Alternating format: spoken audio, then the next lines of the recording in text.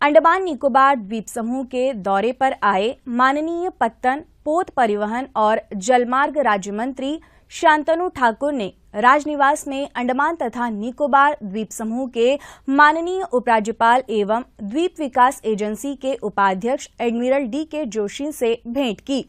माननीय उपराज्यपाल ने माननीय मंत्री को द्वीप विकास एजेंसी के माध्यम से संचालित पोत परिवहन और पत्तन के क्षेत्रों में अंडमान तथा निकोबार प्रशासन की विभिन्न वृहद आधारभूत संरचना और सामरिक परियोजनाओं की स्थिति से अवगत कराया, जैसे कि इंडो पैसिफिक में क्षेत्रीय पोत निर्माण और मरम्मत केंद्र के रूप में अंडमान तथा निकोबार द्वीप समूह को विकसित करने पर विशेष जोर सहित ग्रेट निकोबार द्वीप में international container transshipment terminal, Atlanta bay में deep water port, port Meadows में ड्राई कार्गो ट्रांसशिपमेंट टर्मिनल शामिल हैं।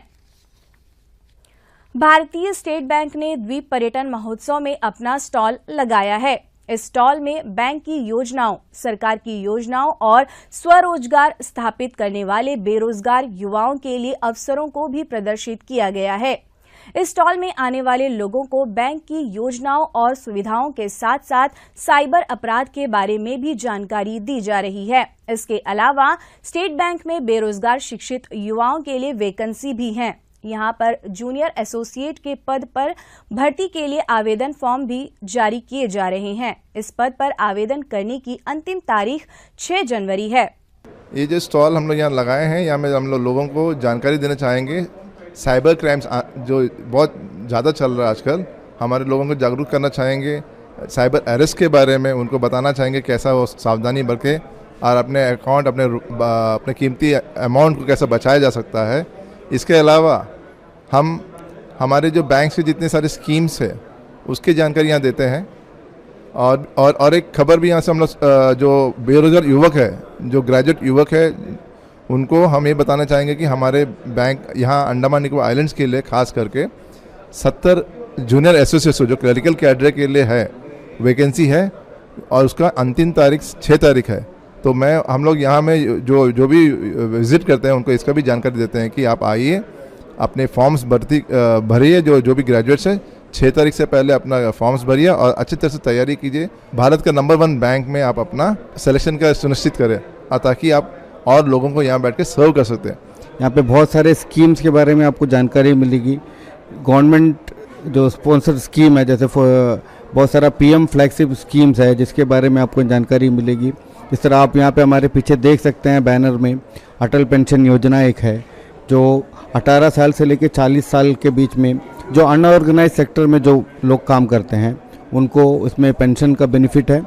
कंट्रीब्यूटरी है, आपको आपका एज के हिसाब से इसमें कंट्रीब्यूशन करना पड़ता है 60 साल तक। उसके 60 साल के बाद में आपको पेंशन मिलेगी।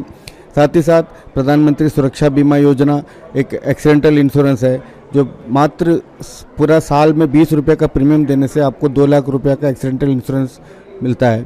और एक स्कीम है प्रधानमंत्री जीवन ज्योति बीमा योजना जिसमें 436 रुपये का प्रीमियम है पूरे साल भर में। 18 साल से लेकर 50 साल के बीच के जो भी लोग इसमें जुड़ सकते हैं।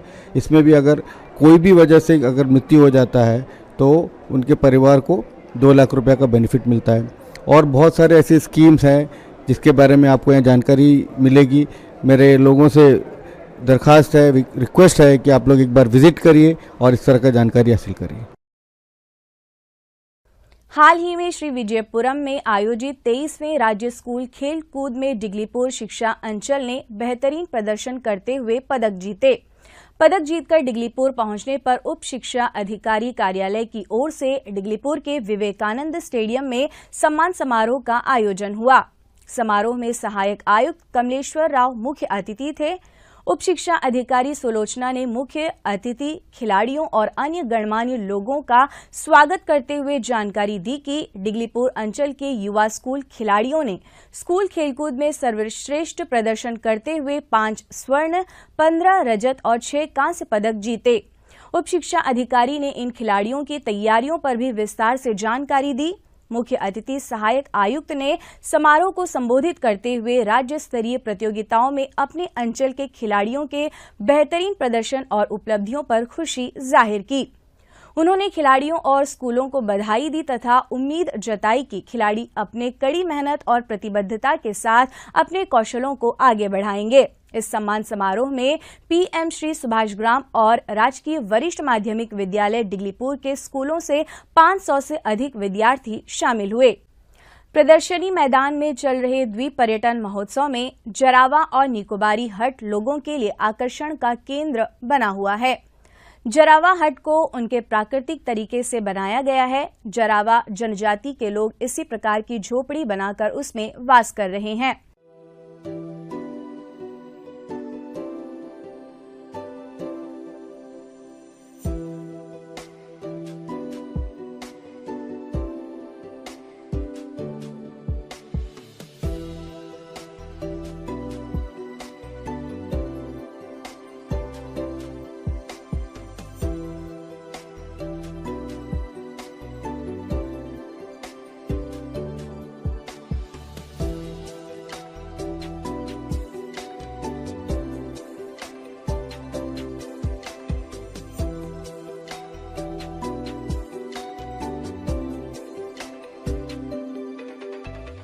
ये हमारा जो है आईटीएफ में जो है ये जरवा ट्राइब जो है प्रिमिटिव ट्राइब्स है। ये हमने इसको इसलिए दर्शाया है क्योंकि लोग और जो पर्यटन है वो वहाँ पे जो एटीआर रोड में जाके जरवास को तो देख लेते हैं, बट कि उनका ट्रेडिशनल हट जैसे चड्डा कहते हैं, वो अपनी झोपड़ी को चड्डा कहते हैं, उसे देख नहीं पाते। और उसमें जो सामान हमने रखा हुआ है उन्हीं का द्वारा उन्हीं का यूज़ करने वाला सारे सामान है, जिससे लोगों को ये पता चले कि वो प्रिमिटिव ट्राइब्स कैसे रहते हैं, अपने जंगलों में अपना जीवन बिताते हैं। यही दर्शाने का हमने कोशिश किया है। निकोबार जिला प्रशासन की ओर से निकोबारी हट को प्रदर्शनी में स्थापित किया गया है। पारंपरिक निकोबारी हट को उत्सव में आ रहे लोग मुआयना कर रहे हैं। प्रशासन ने तस्वीरों के जरिए पिछली सदी में निकोबार के विकास को दिखाने की कोशिश की है। निकोबार का अस्तित्व टॉलेमिक के समय से ही जाना जाता है, लेकिन इस जगह का एक लंबा अलिखित इतिहास है। यहाँ के निवासी खोपरा के व्यापार के माध्यम से बाहरी दुनिया के संपर्क में थे। हालांकि उनके जीवन में आधुनिक दुनिया का प्रवेश भारत की प्रसिद्ध वास्को डी गामा यात्रा के बाद शुरू हुआ। इस निकोबार हट में लोग आकर तस्वीर खिंचा रहे हैं और सेल्फी भी ले रहे हैं।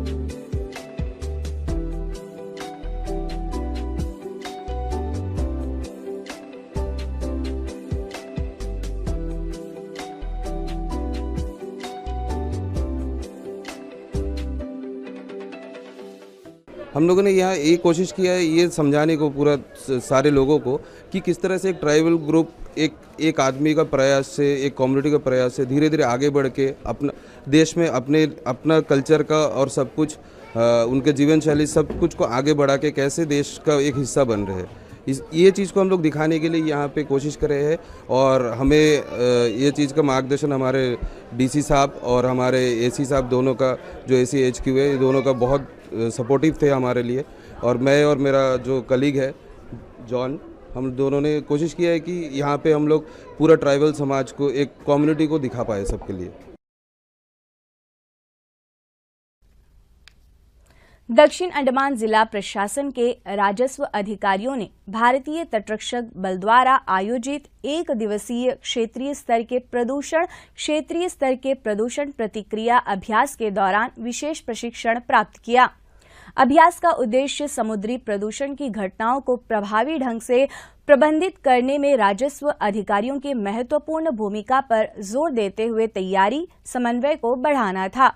यह कार्यक्रम विज्ञान केंद्र और जेट्टी क्षेत्र के पास हुआ, जिसमें प्रतिभागियों को वास्तविक दुनिया की चुनौतियों के लिए तैयार करने के लिए व्यवहारिक प्रदर्शन और सैद्धांतिक प्रशिक्षण का संयोजन किया गया।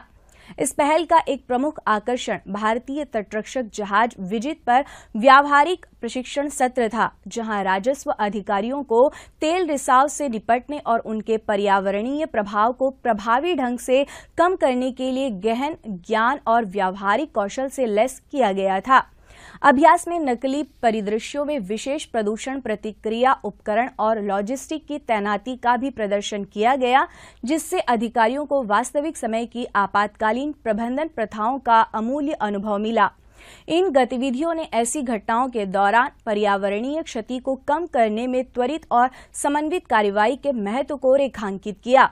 दिवस का समापन तेल रिसाव की रोकथाम और तैयारियों पर एक व्यापक ब्रीफिंग के साथ हुआ। विशेषज्ञों ने उन्नत तकनीकों के बारे में जानकारी दी, तेल रिसाव की रोकथाम और पुनर्प्राप्ति के लिए अत्याधुनिक उपकरणों का प्रदर्शन किया और समुद्री प्रदूषण की आपात स्थितियों पर जोर दिया। शोलबे 19 का बीच स्थानीय लोगों के साथ साथ पर्यटकों को अपनी ओर आकर्षित कर रहा है। यह सागर तट स्थानीय लोगों के बीच काफी लोकप्रिय है। शोलबे बीच अंडमान द्वीप समूह का एक प्रसिद्ध तट होने के कारण यह अपने साफ पानी और एकांत के लिए प्रसिद्ध है। यह तट शहरी जीवन के शोर से बहुत दूर स्थित है। यह दक्षिण अंडमान का शांत समुद्र तट है। आजकल लोग सुकून के कुछ पल प्रकृति के साथ बिताने के लिए इसी सागर तट की ओर रुख करते हैं। इस स्वच्छ समुद्र तट पर तैराकी और पिकनिक का आनंद लिया जा सकता है। खेल प्रेमी यहां आकर फुटबॉल खेलना पसंद करते हैं और क्रिकेट के शौकीन लोग भी अपना दमखम दिखाना नहीं भूलते।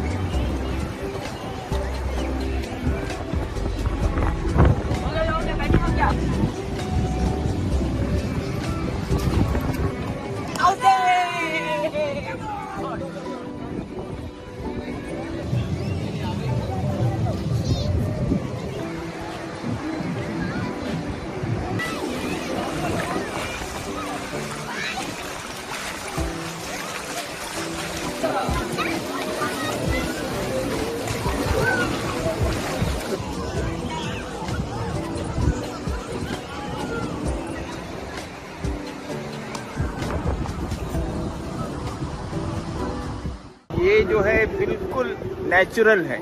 एक नेचुरल बीच का एंजॉयमेंट करना चाहते हैं तो आप शोलबे 19 आ जाइए। बहुत खूबसूरत है, बिल्कुल नेचुरल है। मैंग्रोव्स यहाँ का बहुत ही अच्छा है और हमको ये कोशिश करना चाहिए कि इसको हमेशा सेफ रखें ताकि हमारे फ्यूचर भी जो है इसका एंजॉयमेंट कर सकें।